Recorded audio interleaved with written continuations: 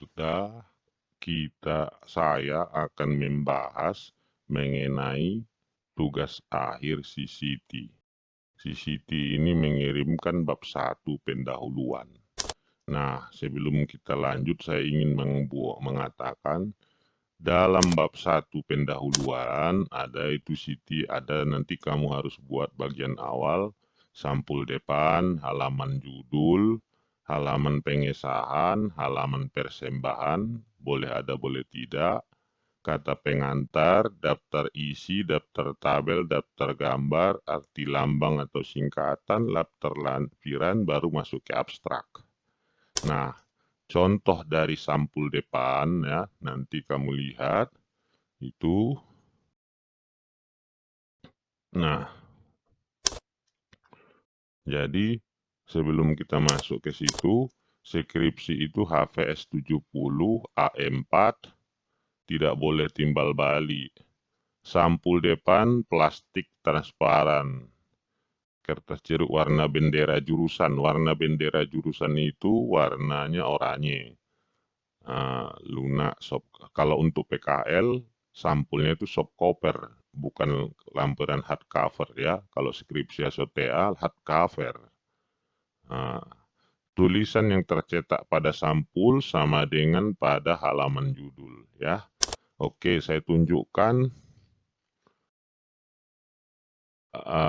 ini pengetikan. Huruf yang dipakai Times New Roman ya. Baru jarak 1,5 spasi, baru kiri 3, atas 3, kiri 3, 4, bawah 3, kanan 3. Nah, hanya kiri yang 3, hanya kiri yang 4, selainnya 3. Paragrafnya inden atau gantung. Nah, inilah sampulnya, harus ada di sini. Skripsi atau tugas akhir, Times New Roman 12, bold, capital, center. Judulmu apa atau topiknya 14, Times New Roman, bold, capital, 1 spasi, center. Baru logo Polmed. Itu dia hitam putih, kalau mau di print ya, yang berwarna lebih bagus, center 5x5, panjangnya 5 cm. Baru diajukan oleh 12 poin, ini baru ini Times New Roman 14, bold, spasi 1, center. Baru ini program studi. Nah, Times New Roman 14, bold, capital, spasi 1, center. Ini 2021 ya. Nah, kita lihat sekarang bagian awal. Apa saja yang harus ada di bagian awal? Nah, bab 1.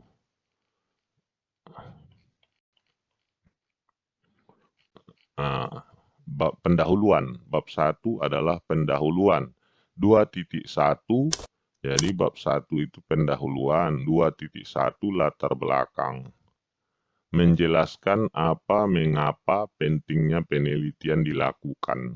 Nah, ya, kita lihat bab 1 dulu, Siti. Latar belakang. Pembangunan di setiap negara adalah untuk meningkatkan suatu bangsa. Kedua sumber ini,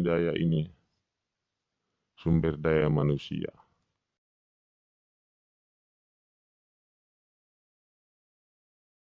Perkembangan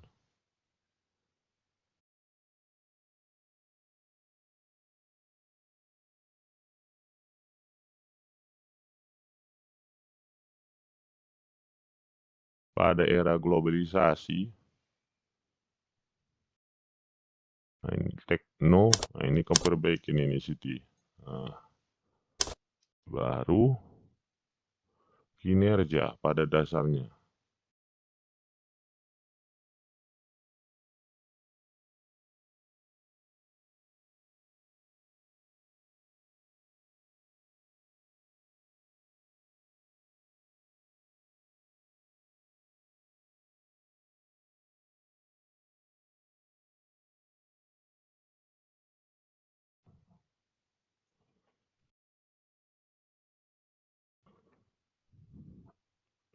Undang-undang.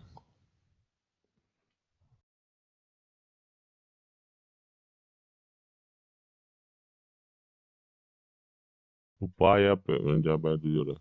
Upaya pembangunan melalui pelatihan. Ini kamu jelaskan dulu Siti, pembangunan apa? Apakah pembangunan SDM ataukah pembangunan kantor ataupun dan sebagainya ya? Kau jelaskan.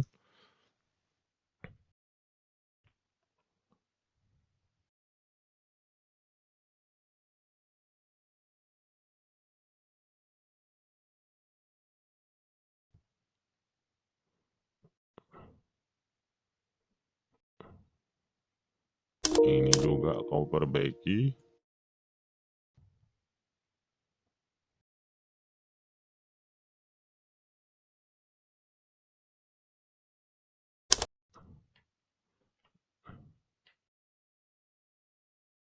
Ya, memberikan dampak. Oke.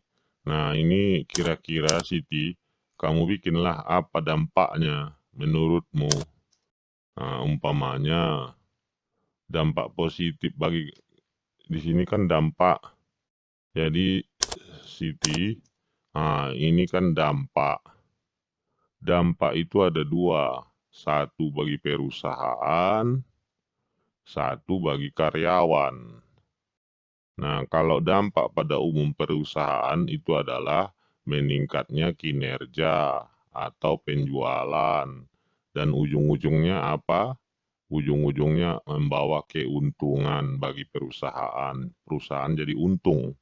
Kalau bagi karyawan, pertama adalah dampak itu adalah kesejahteraan. Nah, baru kalau sejahtera biasanya karyawan akan meningkat kinerjanya. Nah, naik dia. Nah, apa efeknya? Perusahaan maju atau untung. Nah, jadi yang mau kau ceritakan dampak positif itu kan karyawan. Nah, tentu ada kesejahteraan di situ. Nah, sebelum kau bilang di sini, Siti, coba ceritakan sedikit apa contoh di bab di sini sebelum masuk sini ya, paragraf di sini ini turunkan ke bawah ini. Nah, turunkan kasih contoh-contoh program atau kegiatan yang dilakukan PLN yang meningkatkan kesejahteraan. Nah, ya, kesejahteraan. Jadi bukan hanya pelatihan apapun, tidak bisa. Memang dampaknya positif, tapi itu positif karyawan lebih besar kalau pelatihan itu membawa dampak kepada perusahaan, bukan kepada diri pribadi karyawan. Kalau diri pribadi karyawan itu adalah peningkatan kesejahteraan, ya Siti. Nah, kita lihat lagi rumusan masalah. Oh, ya berarti kamu deskripsi ya. Ya, coba ya. Tadi jangan lupa kamu beri contoh dampak kesejahteraannya apa. Kebatasan masalah.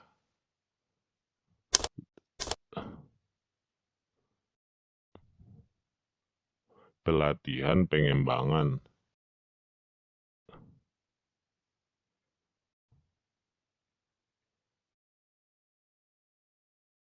Pengembangan SDM. Coba dulu ya, saya cari dulu ya. Bagaimana, apa saja yang apa kita buat dulu, kita cari di internet. Saya pun kurang pandainya. Pengembangan SDM perusahaan. Apa saja rupanya. Nah, coba kita lihat. Strategi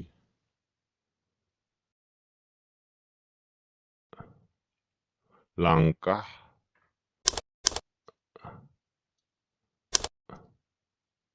membuat kebijakan.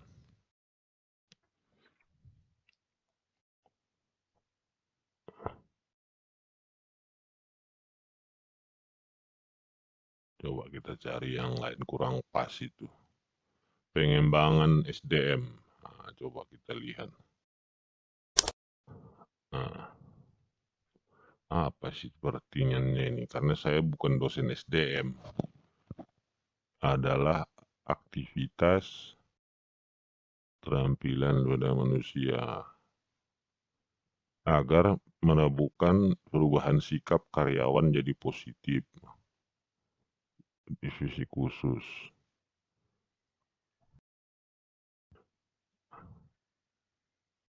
Pengembangan SDM.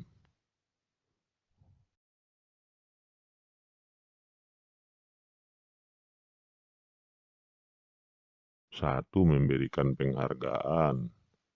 Kedua, pelatihan. Ketiga, kesempatan menuangkan ide.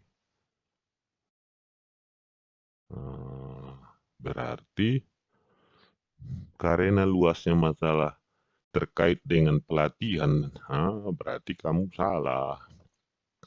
Ini tidak perlu, karena ini pelatihan ini buang. Karena pelatihan itu salah satu pengembangan SDM.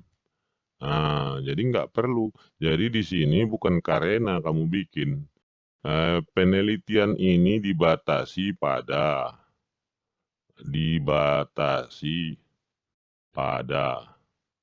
titik dua. Satu, program pengembangan SDM di PT PLN. Kedua, baru, jadi kamu hanya menceritakan PT PLN, jangan lupa sebutkan ULP Medan Baru.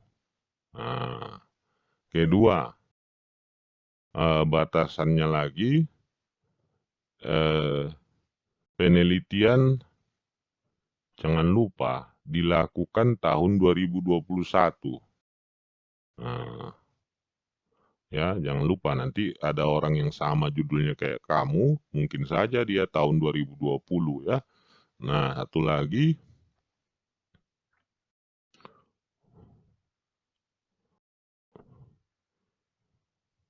tiga, program pengembangan SDM ini, nggak usah ya. Pengembangan sumber daya manusia dalam meningkatkan kinerja karyawan. Tak usah ini, tak ada gunanya ini. Ya, jadi lebih bagus pengembangan, bagaimana pengembangan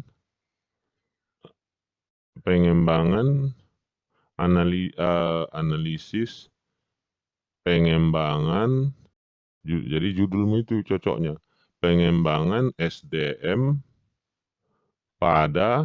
karena udah pasti pengembangan SDM itu meningkatkan kinerja, tak usah PT PLN, karena kamu kan deskripsi, cukup itu saja, PT PLN Medan. Ya, jadi itu saja, lebih bagus itu judul kamu, analisis pengembangan SDM pada PT PLN ULP Medan Baru ya, itu saja Siti. Tujuannya ini juga nggak usah lagi kinerja udah pastilah SDM yang dikembangkan untuk meningkatkan kinerja. Manfaat